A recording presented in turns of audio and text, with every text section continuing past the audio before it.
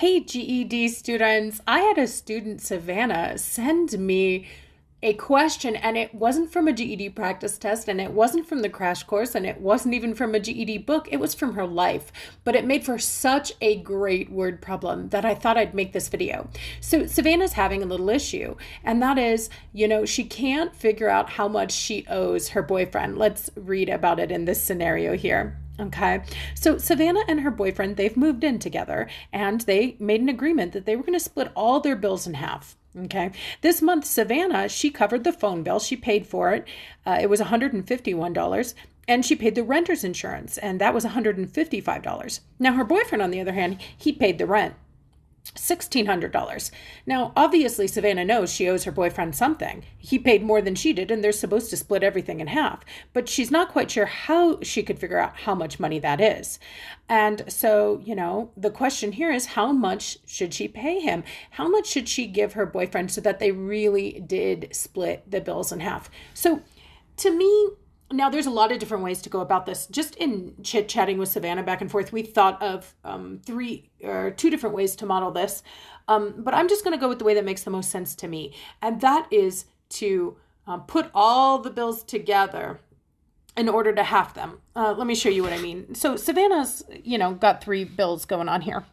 They've got the rent. That's $1,600. And let's see. Oh, that phone bill was $151 this month. And renter's insurance was $155. So it looks like we have a total here. I'm going to total these numbers up by adding 6, 10, 7, 8, 9 of $1,906. Now that's the total for both of them to pay, but obviously, they're not going to pay it all by themselves. They're going to half it. They've agreed to half all the bills. So Savannah will pay half, her boyfriend will pay half. So what I want to figure out is Savannah's half. So really quick way to figure out Savannah's half then, we'll just call it S's half here. Would be to take that number, 1906, and to divide it into two equal pieces. A quick way to have something is to divide it into two equal pieces. And so the total amount that she is supposed to pay each month is $953. Now, of course, she doesn't owe her boyfriend $953 because she already paid some stuff, right? She already paid the phone bill. Look, Savannah covered the phone bill. And the renter's insurance. Savannah covered the renter's insurance of $155. Savannah paid for the phone bill, $151, and the renter's insurance, $155. So she's actually paid, let's see, $306 out of her share so far. $306 out of her share so far. So let's take that $306 out of her share. So we said her share was $953. If I want to take $306 out of that, I'm going to have to subtract it out. Okay, let's do it. So $953 minus the $306 she's already paid, and $647 she has not yet paid out of her half. And so she should give that to her boyfriend, $647, and then they will have paid an equal amount. Now, this didn't seem to click, so I just want to prove that it works. Make sure that it makes sense. So let's look at everything Savannah's now paid and everything her boyfriend's now paid, and compare them to make sure they really did go half-half, okay? So Savannah paid $151. I'm just checking my work, guys. You can stop the video now if you already agree with me. And she paid $155.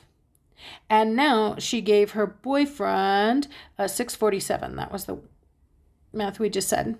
So let's see if that really adds up to her half of the money. 151 plus 155 plus 647 gives me that 953, half of the money. Okay. Now think about her boyfriend. Her boyfriend paid $1,600. Okay, but then he got some money back. He's going to get some money back from Savannah. He's going to get $647 back. So we're going to take that away from what he paid.